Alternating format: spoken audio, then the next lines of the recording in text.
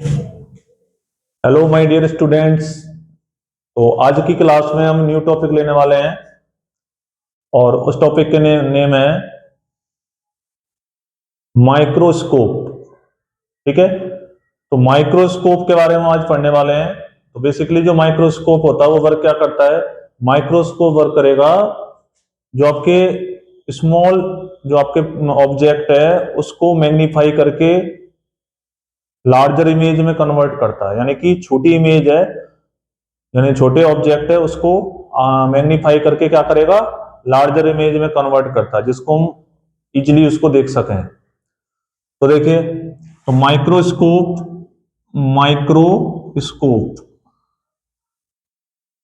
इसको हम बेसिकली बोलते हैं सूक्ष्मदर्शी।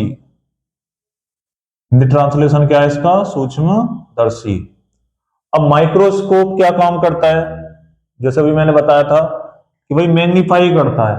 जो स्मॉल जो आपका ऑब्जेक्ट है, जो वस्तु आपकी छोटी है, उसको मैग्नीफाई करने का काम करता है इमेज बनाने के लिए, बड़ी इमेज। तो माइक्रोस्कोप के होते हैं टू टाइप।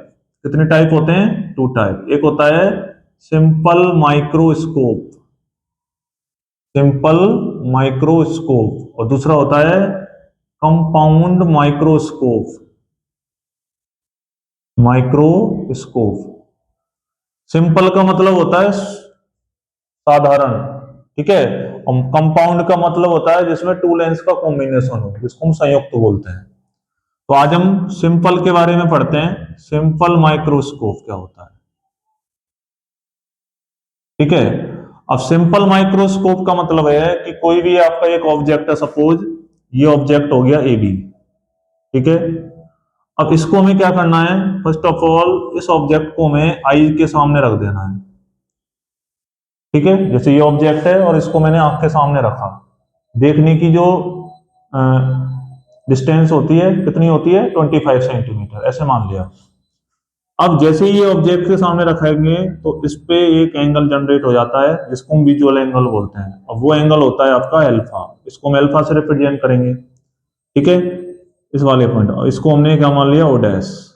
क्या माना है? ओ डैश, या सी पॉइंट मान लो। चलो, अब ये वाली जो डिस्टेंस है इसको हम डी से रिप्रेजेंट करते हैं।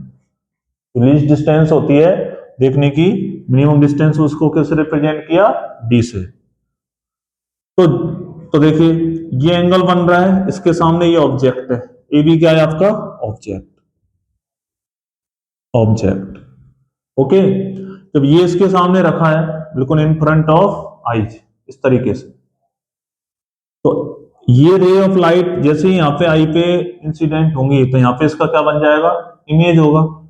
तो वो इमेज क्या बनाएगा? इसके साथ ये रे दोनों आपकी एक एंगल जनरेट करती हैं, वो एंगल होता है विजुअल एंगल। अब देखिए, अगर यहां से हम, ये तो हो गया इसका बेस, ये हो गया इसका परपेंडिकुलर, तो यहां से हम किसकी वैल्यू कैलकुलेट कर सकते हैं? टेन अल्फा की। ठीक है, टेंजेंट फॉर्म में। तो वो होता है बेस अपॉन, क्या होता है? Perpendicular upon base. पढ़ा है ना हमने, परपेंडिकुलर अपॉन बेस। तो tan alpha equal to, perpendicular कौन सा हो गया आपका? ए बी हो गया, और बेस कौन सा हो गया आपका? सी टू बी। अब टेन अल्फा इक्वल टू है ए बी अपॉन, अब देखो आइज के सामने, तो इस वजह से इसको हम नेगेटिव साइन से रिप्रेजेंट करते हैं।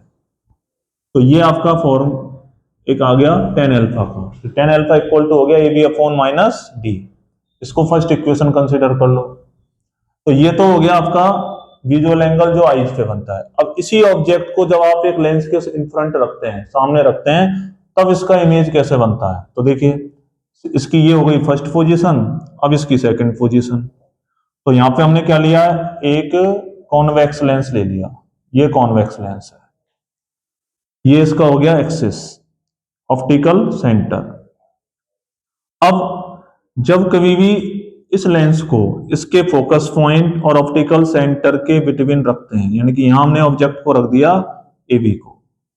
ठीक है, सेकंड केस में कि भाई आंख से हम इसको देख रहे हैं तो ये कैसा दिखाई दे रहा है, कितना मैग्नीफाई हो रहा है, या कैसी इमेज बन रही है। जब इसको हम लेंस के सामने रख के देखें तो वो कैसा दिखाई देगा, कितना मैग्निफिकेशन होगा। अब इसका जो हम इमेज बनाएंगे वो कैसे बनाएंगे कि suppose according to rule ray of light is incident होगी पैरेलल टू प्रिंसिपल एक्सिस। तो आफ्टर रिफ्रैक्शन ये क्या होगा, एक फोकस पॉइंट से पास हो जाएगा, ये इसका फोकस पॉइंट होगा। ऐसे ही सेकेंड रे ऑफ लाइट जो लेंगे वो ऑप्टिकल सेंटर से पास कराओ, ये ऑप्टिकल सेंटर से पास होगी तो विदाउट एनी डेविएशन ये सीधी निकल जाती है, ऐसी निकलेगी ना। अब ये दोनों रे ऑफ लाइट एक दूसरे के कैसे हैं, पैरेलल हैं। अब यहां से जब हम इस इमेज को देखेंगे आईज के थ्रू, ठीक है, तो इसका जो इमेज बनेगा वो आपका एक वर्चुअल इमेज बनता है। इन रे को पीछे की तरफ बढ़ाएंगे तो यहां पे इसका क्या बनता है, एक इमेज बनता है जिसको हमने नाम दिया ए डैश बी डैश, और यहां पे एंगल बन जाएगा इमेज के थ्रू बीटा। कौन सा एंगल बन जाएगा, बीटा।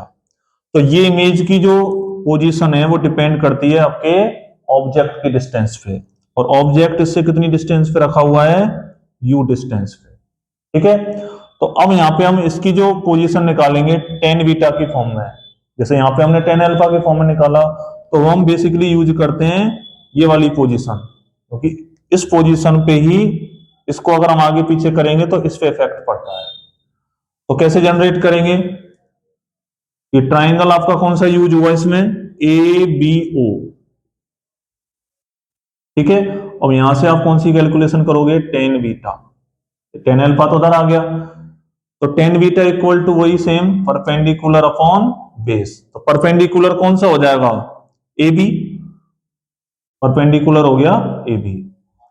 बेस कौन सा हो गया, ओ टू वी, यानी कि डिस्टेंस कितनी है, यू, और इस यू को हम कैसे लेंगे, माइनस यू की फॉर्म में। तो टेन बीटा इक्वल टू हो गया आपका A B upon minus you,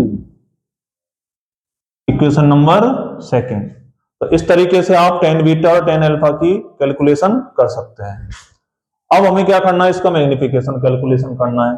तो मैग्निफिकेशन का सीधा सा फॉर्मूला है, मैग्निफिकेशन को रिप्रेजेंट करेंगे एम से, बीटा वाई अल्फा, ये फॉर्मूला होता है। तो इसको बीटा और अल्फा आपके क्या है, स्मॉल है, स्मॉल, तो इसको टेंजेंट फॉर्म में कन्वर्ट करें तो beta near to tan beta, ऐसे कैलकुलेशन करते हैं, alpha near to tan alpha. तो एम इक्वल टू हो जाएगा tan beta upon tan alpha. अब ये सारी वैल्यू जो आपकी कैलकुलेट हुई है अल्फा बीटा की, इसको यहां शिफ्ट करें तो एम इक्वल टू कितना आएगा, टेन बीटा कितना आया, A B upon minus U into alpha का डिवीजन कर दो तो minus D upon A B से ए बी कैंसिल हो गया, माइनस से माइनस कैंसिल हो गया, तो क्या बचा केवल डी बाई यू। तो मैग्निफिकेशन की जो इक्वेशन आई वो कितनी आई, डी अपॉन यू की फॉर्म में आई केवल, ठीक है। ये डी बाई यू आपका मैग्निफिकेशन आ गया। अब इसमें क्या हो रहा है, ये तो मैग्निफिकेशन आ गया। अब इसमें टू कंडीशंस होती हैं कि भाई अगर जो आपकी इमेज है जो आपके कंपाउंड में यूज होंगी, बेसिकली यहां तक तो आपको केवल मैग्निफिकेशन कैलकुलेशन करके बताना है कि इसका मैग्निफिकेशन कितना कितना आएगा। तो इस तरीके से हम सिंपल माइक्रोस्कोप का मैग्निफिकेशन कैलकुलेट कर सकते हैं, ठीक है। तो आप इसको आज पढ़ें सिंपल माइक्रोस्कोप के बारे में। तो सिंपल माइक्रोस्कोप बेसिकली आपने देखा होगा कि जो ज्वेलर होते हैं वो आईज पे एक लेंस लगा देते हैं, या सिंगल एक लेंस होता है कॉन्वेक्स टाइप का, उससे हॉलमार्क का जो निशान होता है, मार्क होता है, उसको वो देखता है, कोई भी कस्टमर को दिखाता है, क्योंकि आंखों से वो बेसिकली दिखाई नहीं देता है, तो वो मैग्नीफाई इमेज बन जाती है उसकी, ठीक है। तो जो भी आपके वॉच को रिपेयरिंग करने वाले जो भी होते हैं आपके, वो भी उस ग्लास का यूज करते हैं, ठीक है ना, लेंस का, जिसको हम लेंस बोलते हैं, मैग्नीफाई लेंस, मैग्नीफाई मिरर, ठीक है, इस तरीके से। तो इस तरीके से आप इस माइक्रोस्कोप को कैलकुलेशन कर सकते हैं, मैग्निफिकेशन कितना होगा, कहाँ इसका यूज होता है, किस किस इसका रे डायग्राम बनेगा, ये सारा वर्क सारा। नेक्स्ट क्लास में हम पढ़ेंगे कंपाउंड माइक्रोस्कोप के बारे में, जो कि बहुत ही इंपॉर्टेंट है, ठीक है। तो तब तक के लिए थैंक यू।